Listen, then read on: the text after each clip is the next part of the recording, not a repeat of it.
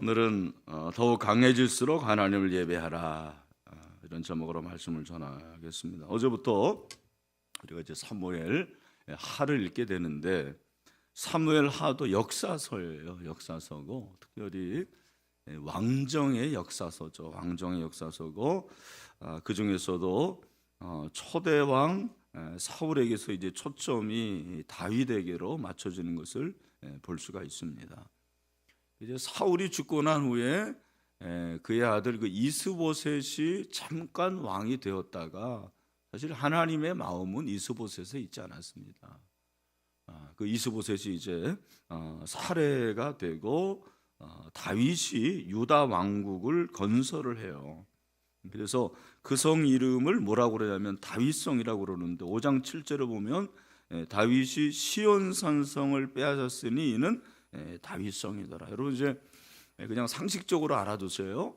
다윗성, 시온성, 예루살렘성이 다 같은 말이에요. 다윗성, 그다음에 무슨 성? 시온성. 그래서 시온성 향하여 가세, 그게 바로 다윗성이에요. 그리고 그 성은 예루살렘성입니다. 같은 말입니다. 다윗이 시온산성을 빼앗아서 다윗성이라 그렇게 얘기를 하고 붙이고, 바로 그 성이 이제 예루살렘 성이 되는, 예루살렘은 살렘, 우리 살렘 찬양대 뜻이 뭐죠? 살렘은 평화죠. 평화, 평화의 성인데, 근데 하나님께서 어떤 은혜를 주시냐면, 거기 5장 10절에 나와 있는데, 여러분 교환에 있죠? 같이 한번 5장 10절 읽읍시다. 시작. 만국의 하나님 여호와께서 함께 계시니 다윗이 점점 강성하여 가니라. 아멘.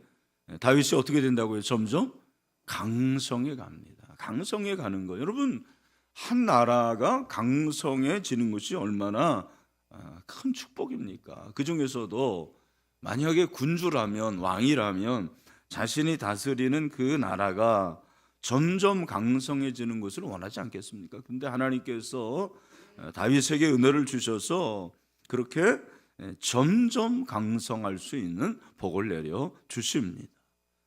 여러분, 우리 가정이 점점 강성해지기를 바랍니다. 신일교회가 강성해지기를 바랍니다.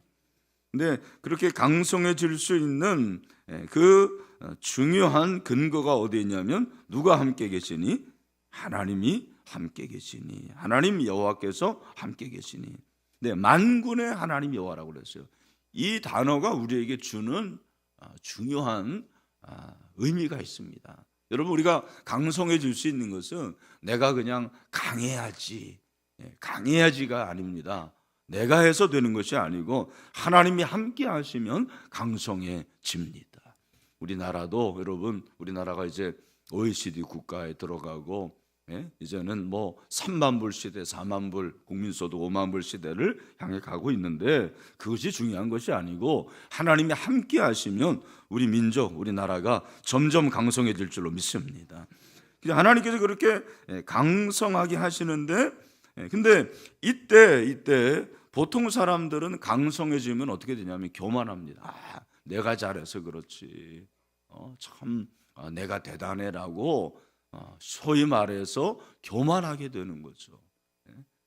요즘 아이들 말로 자뻑을 한다란 말이에요.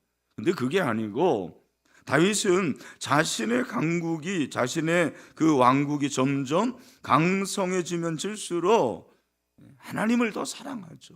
하나님을 사랑하고 하나님과 동행하고 하나님의 뜻을 알려 하는 그런 모습을 보이는 거예요. 그렇게 하나님을 사랑하는 마음 가운데서 한 구석이, 마음 한 구석이 좀 텅 빈 것을 그가 깨닫습니다. 2%가 부족함을 깨달아요. 여러분, 2%가 부족하면 어떻게 하면 되죠?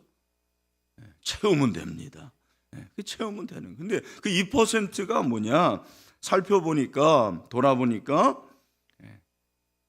하나님의 법궤, 하나님의 그 궤가 자기 안에 있지 않는 거예요. 우리가 아는 대로 사무엘상에서 그 홈리와 비느하스가 블레셋과의 전쟁에서 법궤를 빼앗기잖아요. 그래서 그 이후에 법궤가 이 성소로 들어오질 못해요. 이것을 깨닫고 오랫동안 블레셋에 빼앗기던 이 법궤를 가져오죠. 오랫동안 블레셋에 빼앗겼던 법궤. 근데 법궤는 어떤 의미입니까? 하나님의 임재의 상징인데, 사실은 엘리 제사장 시대에 이상이 보이지 않았고, 이상이 보이지 않았던 그 시대는 하나님의 임재가 사라졌다고 해도 과언이 아니거든요. 근데 다윗이 그렇게 자신의 왕국의 통치권을 확립하자마자 제일 먼저 한 일이 뭐냐면 뭐를 가져오는 거예요? 법궤를 가져오는 거죠. 그래서 6장 1절을 보면 다윗이 이스라엘에서 뽑은 무리 3만 명을 다시 모으고, 다시 다윗이 일어나 자기와 함께 있는 모든 사람과 더불어 바알레 유다로 가서 거기서 하나님의 궤를 메어, 이 하나님의 궤가 다른 말로 뭡니까? 법궤를 메어 오려 하니 그 궤는 그룹들 사이에 자정하신 만군의 여호와의 이름으로 불리는 것이라, 그렇게 말씀을 하고 있습니다. 그러니까 통치권 확립이 끝나자마자 제일 먼저 한 일은 뭐를 예루살렘으로 가져오는 거예요? 법궤, 이 하나님의 궤를 옮겨오는 일이었습니다.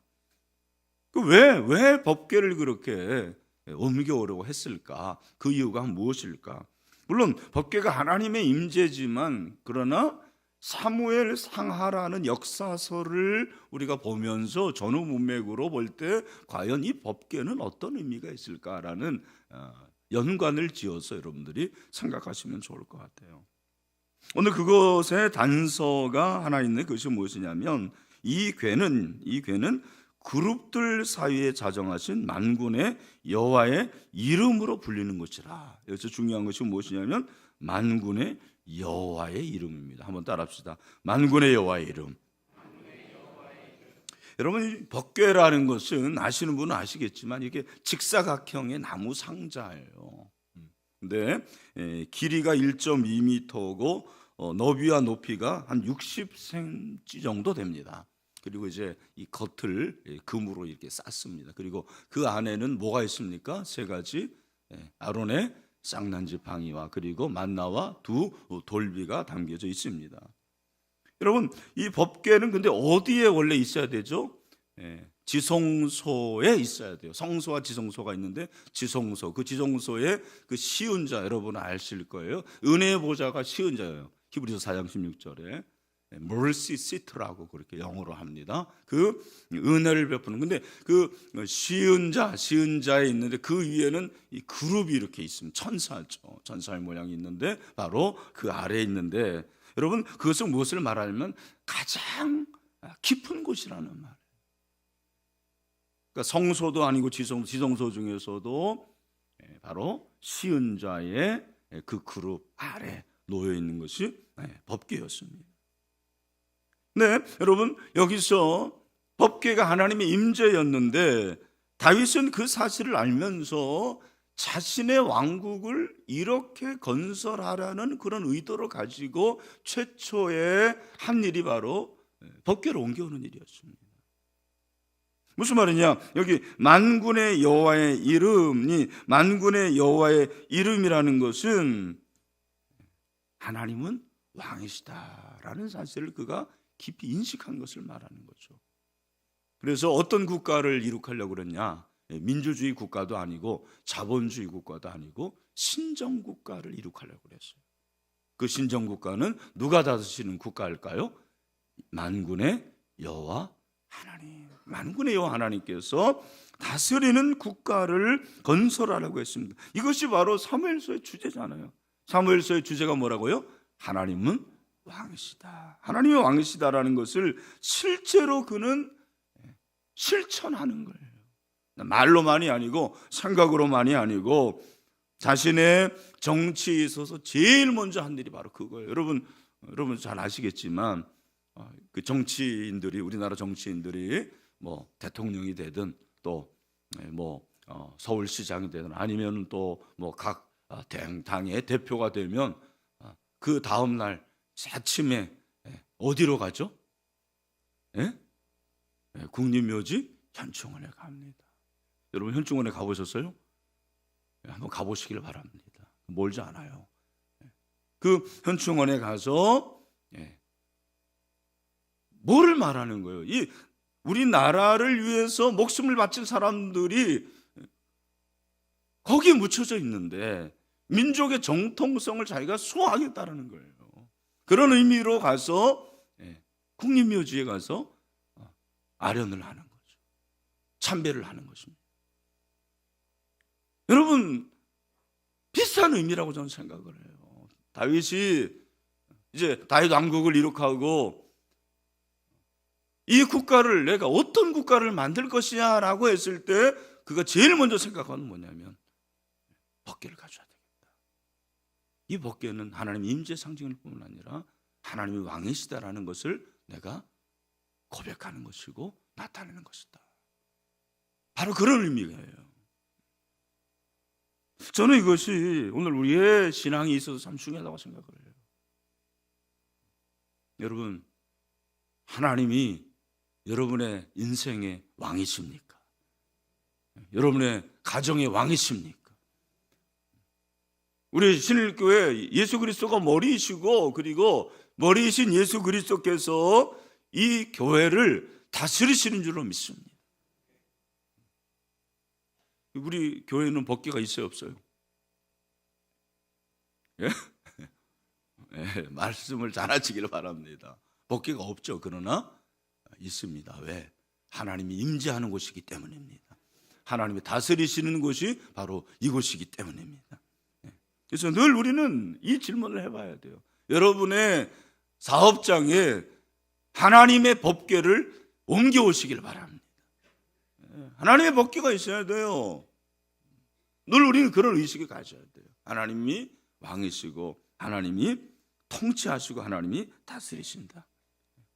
근데 처음에 그렇게 법궤를 운반하는데 사고가 일어납니다. 이 법궤를 수레로 이렇게 운반을 하다가 그 운반 책임자 우사가 이렇게 수레로 운반하다 보니까 그 길이 뭐 오늘날처럼 이렇게 아스팔트 길 좋은 길이 아니지 않습니까? 이렇게 법궤가 떨어지려고 그러니까 그걸 잡잖아요. 잡다가 어떻게 했습니까? 우사가 죽습니다.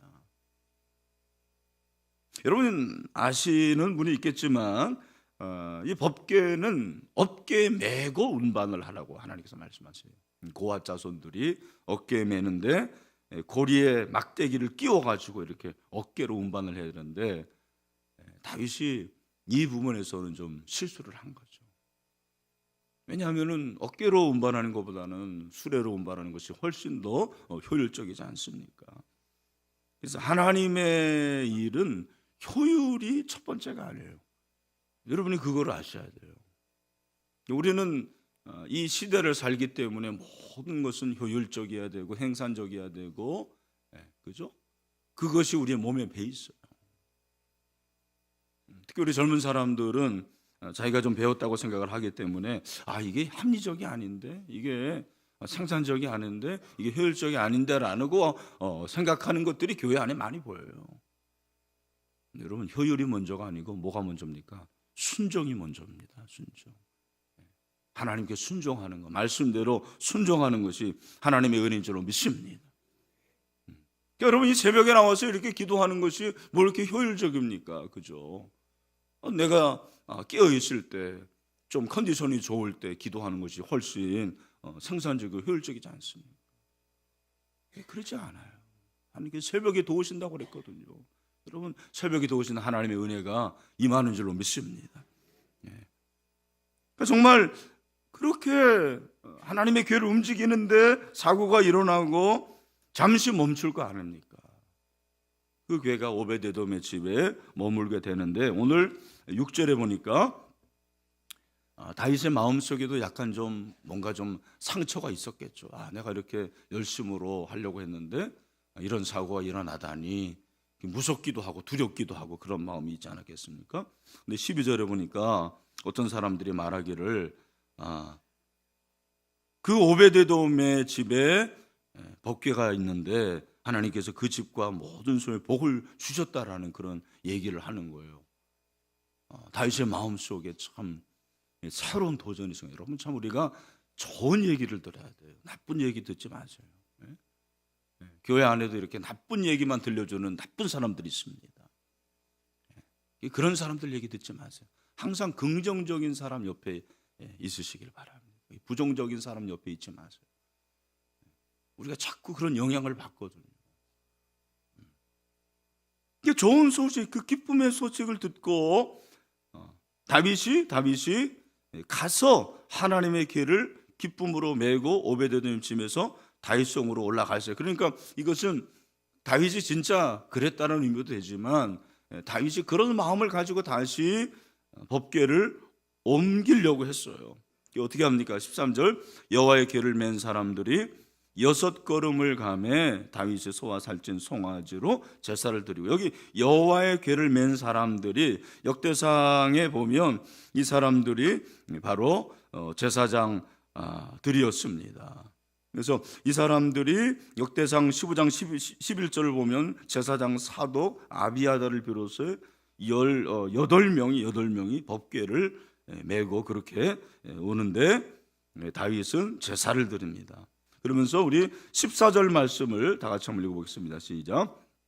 다윗이 여호와 앞에서 힘을 다하여 춤을 추는데 그때에 다윗이 배 에봇을 입었더라. 아멘. 그렇게 법궤가 옮겨지는데 다윗이 여호와 앞에서 뭐를 합니까? 춤을 춰요. 춤을 추는데 그 춤도 보통 춤이 아닙니다. 어떤 춤입니까? 막춤이에요? 그런 춤이 아니고 힘을 다하는 참 힘춤을 춥니다. 힘을 다해서 추게 되는 거죠.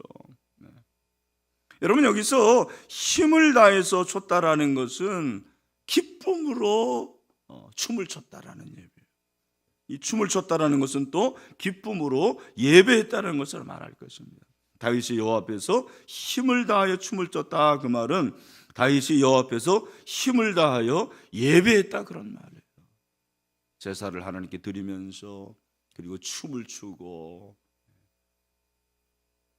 여러분, 다윗이 지금 어떤 사람입니까? 그의 위치, 그의 지위가 뭐예요? 이스라엘의 왕입니다. 왕, 최고의 권력자입니다. 그 최고의 권력자가 하나님을 예배하는데 힘을 다해 예배하는 거죠. 춤을 추게 되는 거죠. 그래서 렌이라는 사람은 다윗은 사울과 달리 언제나 야훼 예배에 관심이 많았다, 그렇게 말씀을 하고 있습니다. 교회 안에도 보면은 성도들의 관심이 다 달라요. 어떤 사람들은 봉사하는 데 관심이 있고, 어떤 사람들은 기도하는 데 관심이 있고, 어떤 사람들은 성경 공부에 관심이 있고. 근데 여러분, 우리가 성도로서 제일 첫 번째 관심을 가져야 될 게 뭐예요? 예배예요. 그러나 교회 안에서 가장 관심이 없는 게 뭐예요? 예배. 왜? 예배는 시간만 되면 드려지는 거기 때문에 그래요. 그냥 뭐 1부 예배 7시 반, 2부 예배 10시, 3부 예배 11시 45분, 4부 예배 오후 2시에, 그렇죠? 그렇게 예배를 드리는 거예요.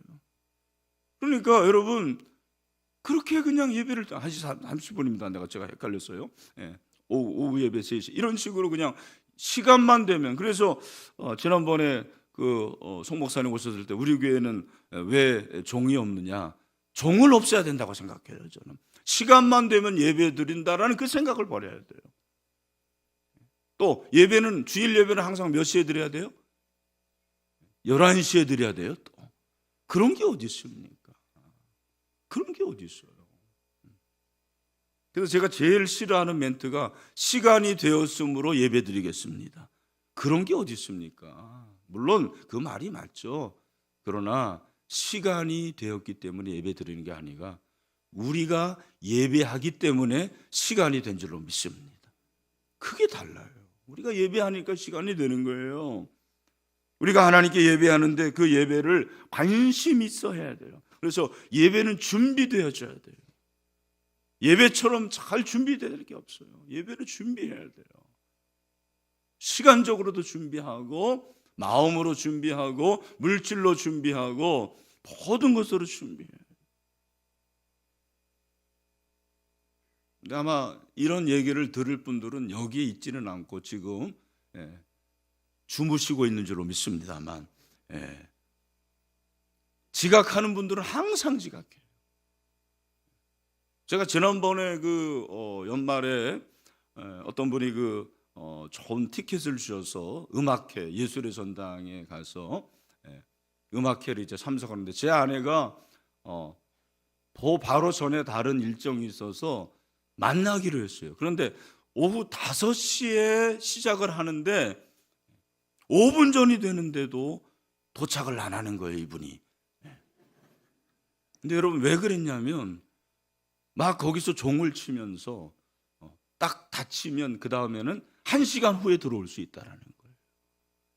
와, 그러니까요, 여러분 막 사람들이 그냥 달려고 뛰고 그냥 그 5시까지 도착하려고 제 마음속에도 막 기도가 나와요. 5시 전에 도착하게 해주시길 바랍니다. 딱 2분 전에 도착했습니다. 그래서 들어갔어요. 제가 그때 느낀 게, 야, 이거 음악회 하나 참석하는데도 이렇게 딱 시간에 맞춰서 그렇게 들어가는데, 그때 저는 이 목사의 직업병인데 예배자들이 생각이 났어요. 우리의 예배는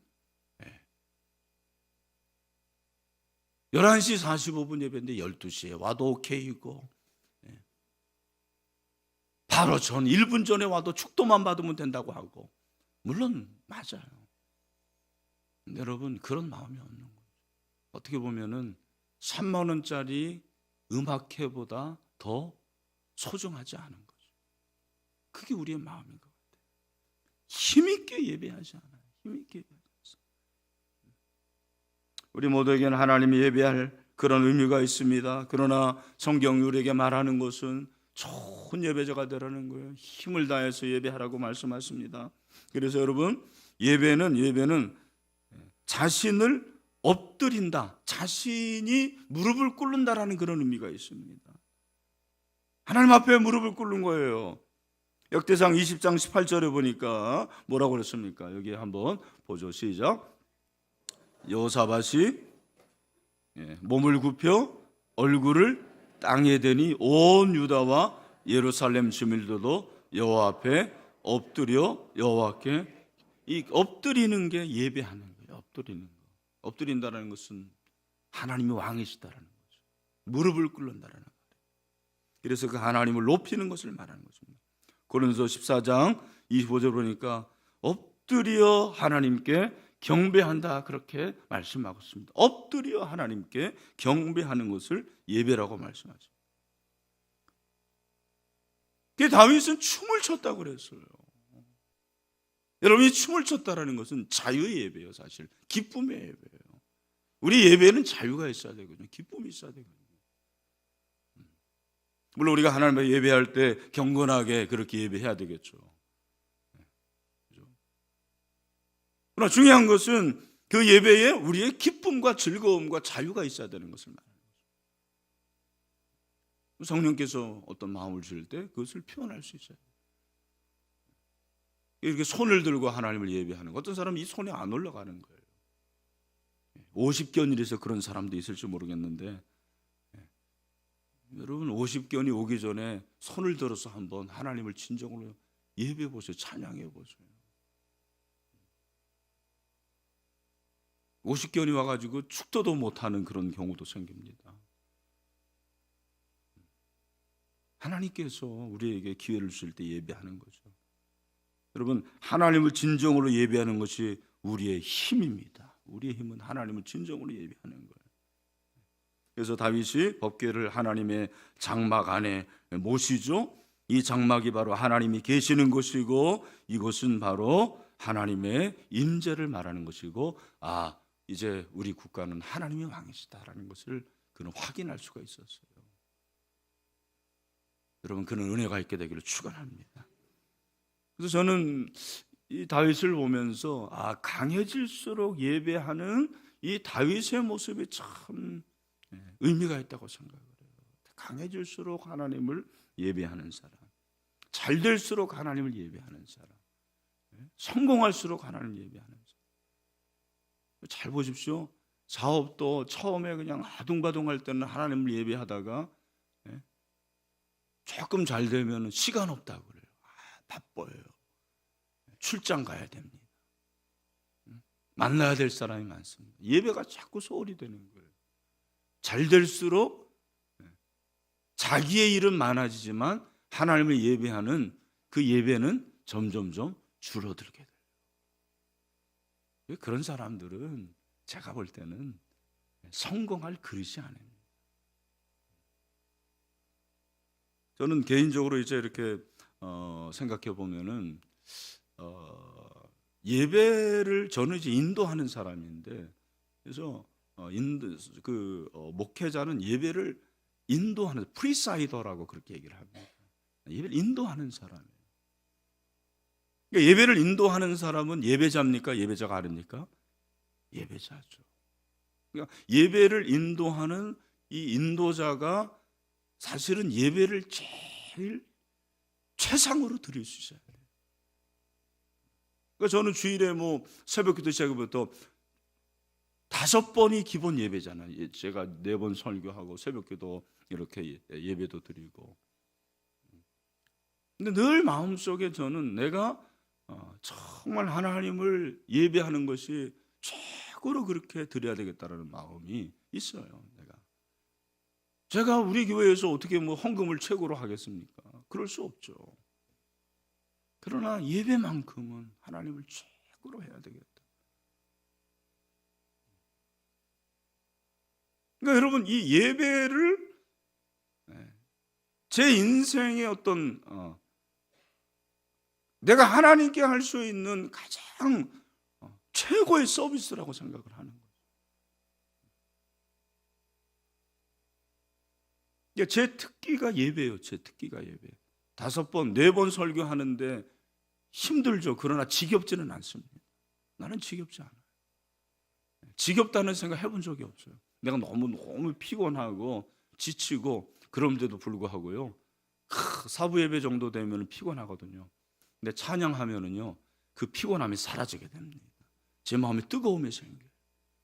그래서 사부 예배 설교하고 나면 오히려 기분이 더 좋고 몸이 살아나는 것을 경험합니다. 제 취미가 어떻게 보면 예배다. 이 말이 좀 어떨지 모르지만, 그리고 제 특기가 예배예요. 예배. 내가 잘하는 게 뭐가 있습니까? 저에게 부족한 게 너무 많고 어리버리한 것도 참 많습니다. 근데 하나님께서 그래도 이 부족한 저에게 복을 주시는 이유가 생각해 보면은 기도를 놓지 않는 거예요. 기도를 놓지 않는 거예요. 끝까지 기도하려고 하고, 그다음에 예배에서 최상의 예배자가 되려고 하고, 그리고 전도하고. 교회가 그거거든요. 교회는 모이면 예배하고 기도하고 흩어지면 전도하고. 저는 우리 후배 목회자들이 그렇게 얘기합니다. 목회가 너무 어떻게 보면 쉬운 거다. 목회가 쉬운 거다. 하나님을 잘 예배하고 함께 기도하고 그 사람들 제자 훈련시켜서 세상으로 보내고 그들이 전도해 오면 그것이 목회다. 그렇게 저는 얘기해 줍니다. 하나님의 은혜가 있어야지만, 근데 여러분들도 마찬가지입니다. 여러분, 예배에 성공하면 인생에서 성공하는 거예요. 저는 이것을 믿습니다. 그러니까 예배의 태도를 보면 알아요. 예배의 태도를 보면 그 사람의 신앙을 압니다. 예배가 지겹고 습관적으로 하고 그냥 말씀 들을 때도 대충 졸는 거 반 이런 사람들은요, 하나님께서 기뻐하시지 않습니다. 기뻐하시지 않아요. 아니, 대통령이 얘기하는데 그 앞에서 좁니까? 김정은 앞에서 좁으면 죽습니다. 죽어요. 하나님 앞에서 감히 좁니까? 아니, 가끔 피곤해서 졸면 모르겠는데 늘상 조는 사람들이 있어요. 그런 것도 참 은사인 것 같아요. 보니까 조는 은사. 네, 여러분, 우리가 최상의 예배자가 됩시다. 최상의 예배자. 그래서 예배는 힘을 다해 드려야 될 줄로 믿습니다. 그래서 강해질수록 예배하십시다. 그리고 잘 될수록 예배합시다. 성공할수록 예배합시다. 그래서 우리의 인생이 예배하는 인생, 예배로 성공할 수 있는 강해지는 그런 인생이 될 수 있게 되기를 주님의 이름으로 축원합니다.